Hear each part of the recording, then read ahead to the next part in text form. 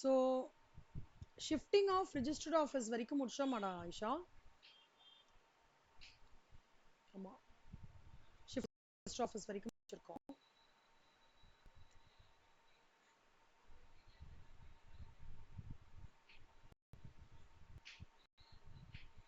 இப்போ shifting of registered office from one state or union territory to another ஸ்டேட்டுக்கும் அதே மாதிரி கண்ணா. Form number IN 23 ல வந்து we will have to file it. அதோட memorandum of association, articles of association, minutes of the general meeting ஓட copy இருக்கணும். அப்புறம் எல்லா list of every கிரெடிட்டாரா இருக்கட்டும், டிபெஞ்சர் ஹோல்டரா இருக்கட்டும், என்னெல்லாம் டெட்டு, கிளைம், லயபிலிட்டி, என்டையர் திங்கோட ஹிஸ்ட்ரி எல்லாமே இருக்கணும். அப்புறம் ஒரு ஒரு கிரெடிட்டாரோட நேமு, அவங்களுக்கு எவ்வளோ நம்ம கொடுக்க வேண்டியது, சோஃபார் எவ்வளோ கொடுத்தது, எல்லாத்தோட டீட்டெயில்ஸ். அது மட்டும் இல்லாமல் அந்த copy of the list of creditors shall be kept at the register office of the company. அது ஒன்று. அதோட சேர்த்து இந்த acknowledgement of the service of the copy of application with respect to registrar and chief secretary அதுவும் இருக்கணும். Company shall not more than 30 days before the date of filing the application in form number INC 23 ஞாபகம் வச்சுக்கோங்க. INC 23 ரொம்ப important. ஓகேவா? Shifting of register ஆஃபீஸ்க்கு மெயினான form என்னன்னா INC. எல்லாத்துக்குமே அதுதான். அதாவது ஒரு யூனியன் டெரிட்டரியிலேருந்து இன்னும் இல்லை அதே பிளேஸ்லேருந்து இருக்கிறது எல்லாமே அதுதான்.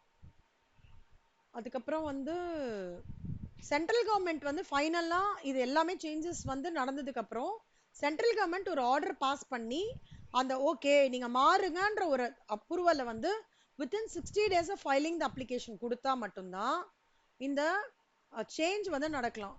Order passed by the central government confirming the alteration may be on such terms and conditions if any as it thinks fit and may include such order as to cost as it may thinks proper.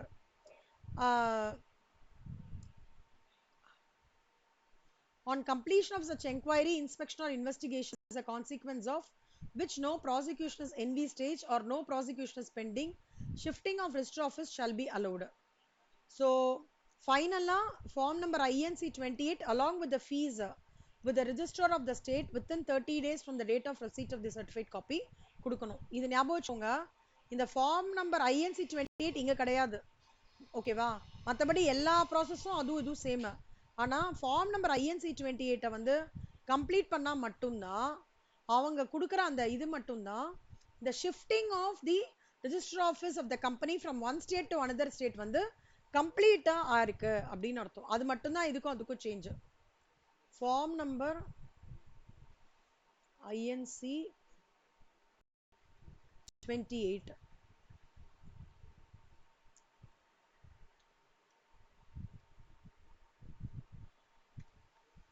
இது வந்து shifting of registered office from one state to another. Final approval stage. இதுதான் அதுக்குமான difference, வேற எதுவுமே கிடையாது.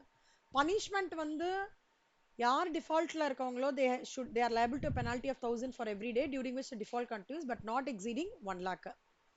Public offer அப்படின்னா என்ன அர்த்தம்னா section 23 subsection என்ன சொல்றதுன்னா நிமிஷம்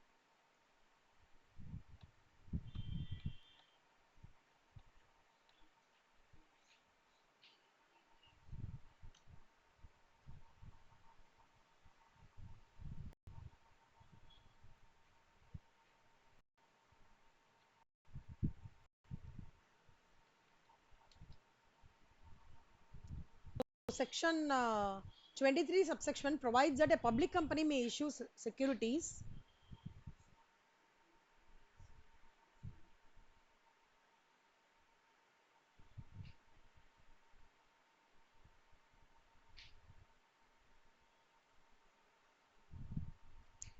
to public prospectus மூலமா பண்ணலாம்டா, இல்ல private placement மூலமா பண்ணலாம். இல்லையா எக்ஸிஸ்டிங் மெம்பர்ஸ்க்கே வந்து கம்மியான மார்க்கெட் பிரைஸை விட கம்மியான இது கொடுக்கணும் அப்படின்னு கொடுனாலும் கொடுக்கலாம். போனஸ் இஷ்யூனா என்னடா செல்லம்? அக்ஷயா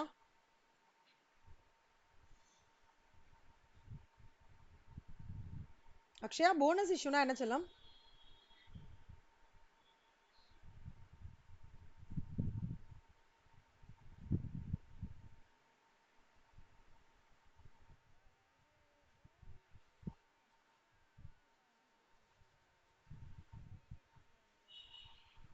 சொல்லுமா, நான் வந்து கேக்குறது இதுல கேக்குறேன், லால கேக்குறேன். போனஸ் இஷ்யூனா என்ன? ஏற்கனவே இதெல்லாம் சொல்லி கொடுத்துருக்கேன். யோசிங்க, விஷயம் சொல்லுங்க.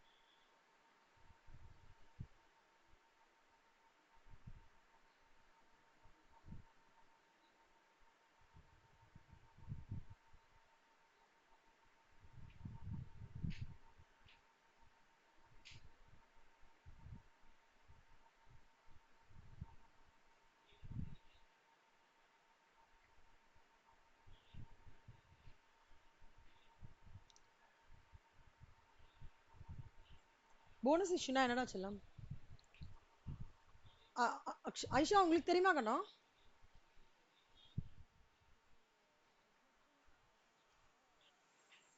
Super, very good. Existing share ஹோல்டர்ஸ்க்கு ஃப்ரீயா கொடுக்கறது தான் போனஸ் இஷ்யூ. என்னாச்சு அக்ஷயா, மறந்துட்டீங்களா? What happen? Right issue, bonus இஷ்யூலாம் படிச்சோமேடா. சரி சரி சரி, ஓகே, ரிவைஸ் பண்ணிக்கோங்க. ஸோ இது எல்லாமே எதுக்கு நடக்குன்னா, கம்பெனிக்கு வந்து ஃபண்ட்ஸ் வேணும், ஃபினான்ஸ் வந்து கொஞ்சம் ரைஸ் பண்ணணும் அப்படின்றத விஷயத்துக்காக தான் வந்து பண்றாங்க. Okay. So section 23 subsection 1 provides that a public company may issue securities to public through prospectus by complying with the provisions of part 1 of chapter 3 of this act, through private placement by complying with the provisions of part 2 of chapter 3 of this act, through a right issue or a bonus issue in accordance with the provisions of this act. இப்போ வந்து மூணு விதமான public offer, prospectus மூலமா டைரக்டா public கிட்டயே, இல்ல private placement மாதிரி பண்றது இல்லையா, எக்ஸிஸ்டிங் இவங்களுக்கு போனஸ் இஷ்யூவா கொடுக்கறது, இல்ல ரைட் இஷ்யூவா கொடுக்கறது, அந்த மாதிரி கொடுத்து ஃபண்ட்ஸ் ரைஸ் பண்றது. இதை தான் வந்து என்ன சொல்றாங்கன்னா செக்ஷன் 23ல கிளியரா டிஃபைன் பண்றாங்க. ஓகேவா? ஸோ இது நல்லா பார்த்துக்கோங்க. What is a public offer அப்படின்னு கேட்பாங்க.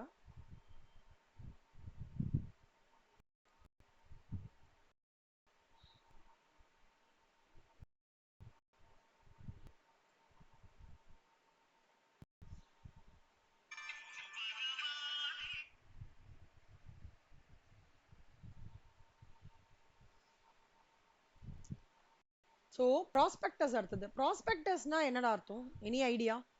ப்ராஸ்பெக்டஸ்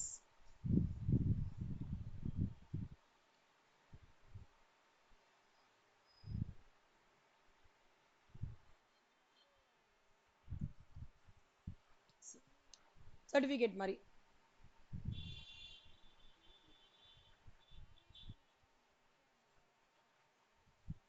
கரெக்ட் செல்லம். இந்த கான்டெக்ஸ்ட் ஆஃப் கம்பெனி ஆக்ட் என்ன?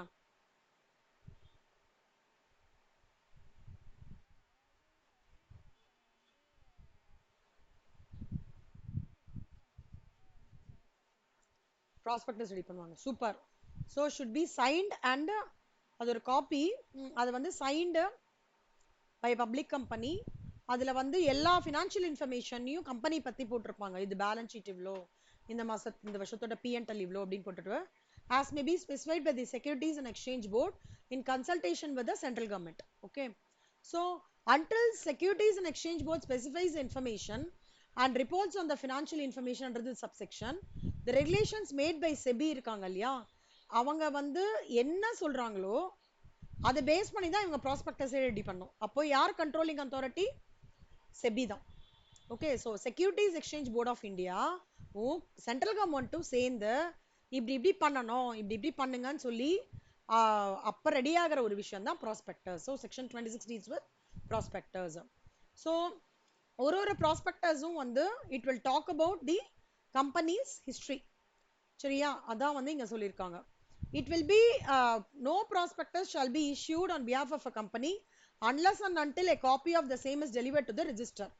ஒரு காப்பியை அவங்களுக்கு கொடுக்கணும், ரொம்ப இம்பார்ட்டன்ட். நோ ப்ராஸ்பெக்டஸ் வந்து is valued if it's issued more than 90 days. அதாவது ரெஜிஸ்ட்ரார் கிட்டே கொடுத்துட்டு அதுலேருந்து 90 டேஸ்க்குள்ள அந்த ப்ராஸ்பெக்டஸை சர்க்குலேட் பண்ணி எல்லாம் பண்ணிடணும். அதுக்கு மேல ஆச்சு அப்படின்னா ப்ராப்ளம். Okay, அது ஒன்று. The company வந்து shall be punishable with fine which shall not be less than 50,000 rupees but which may extend to 3 lakh rupees, and every person who is knowingly a party to the issue of such prospectus shall be punishable with imprisonment for a term which may extend to 3 years or with fine which will not be less than 50,000 rupees. அதாவது ஒரு prospectus வந்து இந்த 90 டேஸ்க்கு அப்புறம் float பண்றாங்க அப்படின்னா அவனுக்கு fine 50,000 கம்மி இல்லாம 3 லட்சம் வரைக்கும் கண்டிப்பா ஃபைன் இருக்கும். அதை தவிர இல்லாம ஒருவேளை இந்த தப்பு நடந்துட்டே இருந்ததுன்னா imprisonment which may extend to 3 years also. ஓகேவா? ரெண்டு விஷயம். ப்ராஸ்பெக்டஸ் வந்து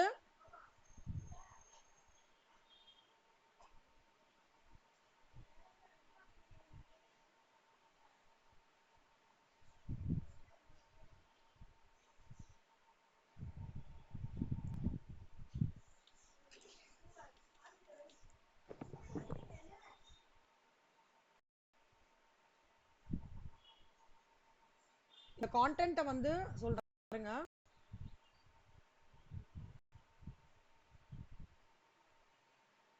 ப்ராஸ்பெக்டஸ்ன்றது வந்து செபியும் சென்ட்ரல் கவர்மெண்ட்டும் சேர்ந்து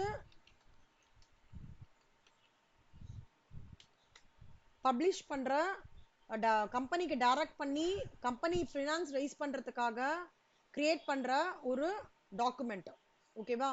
அது பப்ளிக் கம்பெனி இஷ்யூ பண்ணும். On behalf of the public company prospectus will be issued. அது செபி என்ன சொல்றாங்களோ அதுபடி நடக்கணும். அதே மாதிரி ப்ராஸ்பெக்டஸோட ஒரு காப்பியை ரிஜிஸ்ட்ராருக்கு கொடுத்ததுக்கு அப்புறம் தான் ஃபர்ஸ்ட் ரிஜிஸ்ட்ராருக்கு கொடுத்ததுக்கு அப்புறம் தான் பப்ளிக் கிட்ட ஃப்ளோட் பண்ணும். நெக்ஸ்ட் அதே மாதிரி ப்ராஸ்பெக்டஸ் வந்து ரிஜிஸ்ட்ராருக்கு கொடுத்து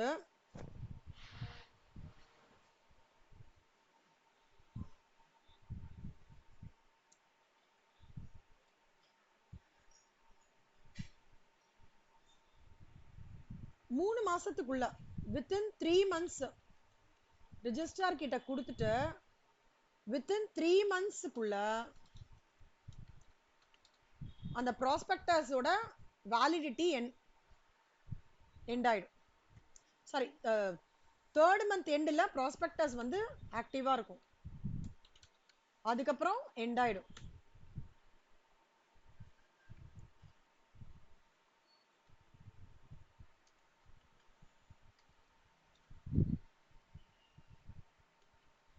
ஓகேவா? இதுல வந்து ப்ராஸ்பெக்டஸ் ப்ராப்பரா இல்ல in contraventions of the provisions of this செக்ஷன்னா என்ன அர்த்தம்? பனிஷ்மெண்ட் வந்து ஃபர்ஸ்ட் ஃபைன் 50,000 லேருந்து 3 lakhs. அப்புறம் திருப்பி திருப்பி இதே வேலையை பண்ணியிருந்தாங்கன்னா additional imprisonment for a term which may extend to 3 years or with fine.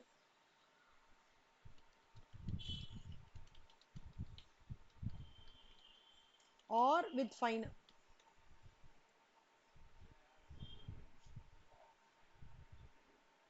Or which may extend to 3 lakh rupees or with both.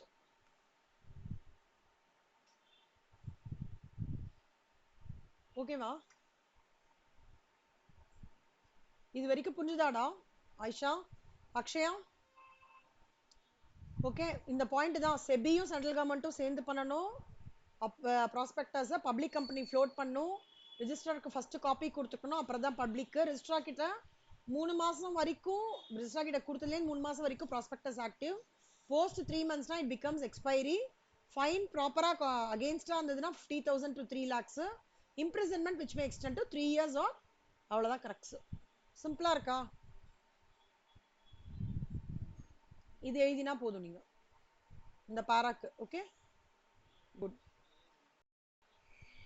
இப்போ என்னெல்லாம் வந்து செக்ஷன் 27ல என்ன சொல்றாங்கன்னா, இப்போ ஒரு ப்ராஸ்பெக்டஸ் வந்து இருக்கு, ஓகே, இஷ்யூ ஆகிறது அப்படின்னா அப்ரூவல்ஸோட தான் இஷ்யூ ஆகும் இல்லையா? அதுவும் ஸ்பெசிஃபிக்கா special resolution through the postal பேலட்லாம் இஷ்யூ ஆகும். அப்போ இந்த நோட்டீஸ் ஆஃப் த ப்ரப்போஸ்ட் இது வந்து என்னெல்லாம் கண்டெயின் ஆகணும் அப்படின்னு பார்த்தோம்னா, என்ன எதுக்காக நான் ஃபண்ட் ரைஸ் பண்ணணும்னு நினைக்கிறேன், என்னோட அந்த ஃபண்ட் ரைஸ் பண்றதுக்கான ஆப்ஜெக்டிவா ப்ராஸ்பெக்டஸ்ல போட்டேனா, ஓகே, இப்போ நான் ப்ராஸ்பெக்டஸ் எனக்கு அன்யூட்டிலைஸ்ட் அமௌண்ட் ஆஃப் மணி ப்ராஸ்பெக்டஸ்லேருந்து ரைஸ் பண்ணி பப்ளிக் மணி நான் எடுத்து வருது, அதுல வர மிச்ச மணி யூஸ் பண்ணிட்டேன், மிச்ச மணியை நான் என்ன பண்ண போறேன்? ஓகேவா? அப்புறம் variations, reason and justification of seeking variance, அப்புறம் கிளாஸ் வைஸ் டீடைல்ஸ். ஓகேவா? ஏற்கனவே ஆப்ஜெக்ட் கிளாஸ்ல இருக்கு, இங்க என்ன மாறி இருக்கு, நியூ ஆப்ஜெக்ட்ஸோட ரிஸ்க் ஃபேக்டர்ஸ் என்ன, இது எல்லா டீடைல்ஸையும் ப்ராப்பரா அந்த notice of the propose special ரெசல்யூஷன்ல கிளியரா இருக்கணும்.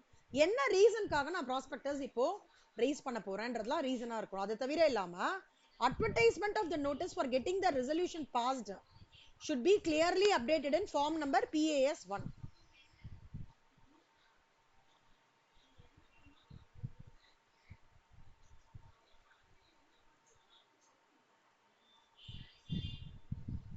PAS 1 la advertisement of the notice for getting the resolution passed for varying the terms of any contractor or altering should be ஏதாவது மாறுதல்கள் நடக்கிறதுன்னு வெச்சுக்கோங்களேன்.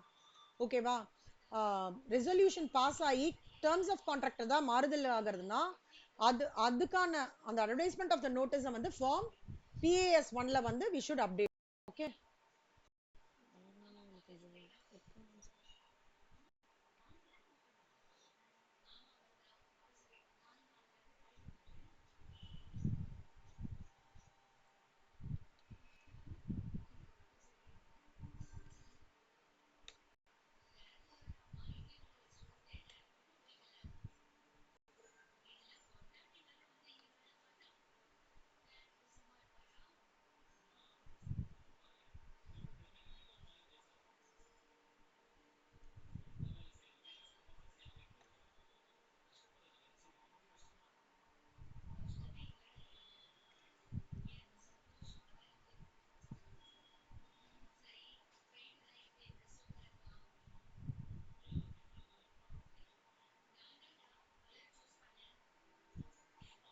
பாருங்க கண்ணா, இப்போ வந்து special resolution through postal ballot, original issue என்ன, total money raised, unutilised amount, reason and justification, proposed time limit.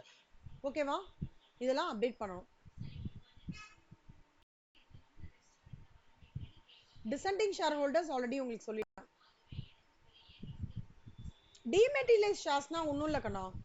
2018ல என்ன பண்ணாங்கன்னா யாருமே வந்து அந்த செக்யூரிட்டிஸை வந்து இதுல வச்சுக்க கூடாது, அது எல்லாத்தையும் whatever it should not been physical form.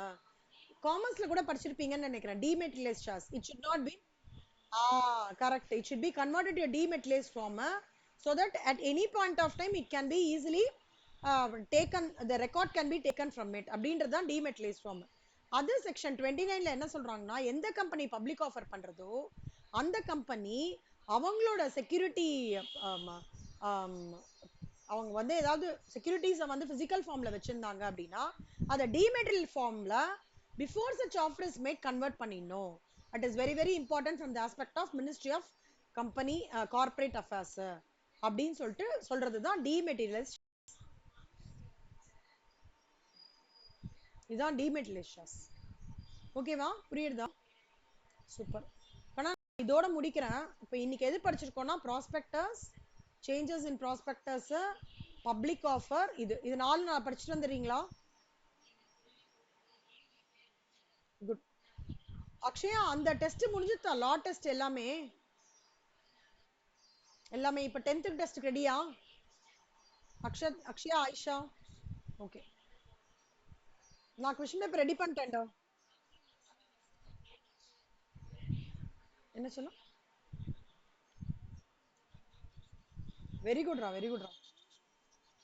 ஆமா ஆமா, டிடிஐடிடி எப்படிடா இருக்கு? ஈஸியா இருக்கா? அப்படியா, மத்தபடி போட முடியறதா? குட். நான் அது முடிச்சிடுறேன் அக்ஷயா ஓரளவுக்கு. ஒரு 15க்கு மேல நம்ம டவுட் செஷன்ஸ்லாம் உட்காந்துக்கலாம், சரியா? சரிடா செல்லுமா, இப்போ நான் இதோட லா இன்னைக்கு முடிக்கிறேன். நாளைக்கு இதே டைம் லா. ஓகே, நாளைக்கு 6:15 ஸ்டார்ட் பண்ணிடலாம். 6:15 to 6:45 30 minutes கிளாஸ் வச்சுக்கலாம். லா போதும். ஓகேவா? உங்களுக்கு லா ஃபுல்லா முடிச்சிட்டேன் அக்ஷயா, கம்ப்ளீட்டா எண்ட் டு எண்ட் முடிச்சிட்டேன் நான். அப்புறம் உங்களுக்கு ஒரே ஒரு நாள் மட்டும் உட்காந்துட்டு மண்டே இன்னைக்கு உங்க கூட உங்களுக்கும் மித்ரா வஷிதாக்கு மட்டும் உங்களுக்கு கிளாஸ் பெண்டிங்லாம் இருக்குல்ல குட்டி குட்டியா, அதெல்லாம் முடிச்சு கொடுத்துட்றேன்.